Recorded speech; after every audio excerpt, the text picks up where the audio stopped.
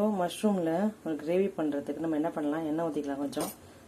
First இந்த கடாயில் எண்ணெய் ஊற்றிக்கலாம். இப்போ சின்னதாக பட்டை, ஒரு பட்டை இல்லை, பட்டையை பீஸை உடச்சி குட்டி குட்டியாக போட்டிருக்கேன். அப்புறம் சோம்பு, அதுக்கப்புறமா என்ன போட்டிருக்கேன், இந்த கல்பாசி, கடல் பாசி சொல்லுவாங்களே, அது டேஸ்ட் கொடுக்கும். அதனால அது எல்லாத்தையுமே நான் கடல் பாசி எடுத்துப்பேன். அப்புறமா ஒரு கிராம்பு போட்டுட்டு இதில் வெங்காயம் போட்டுடலாம்.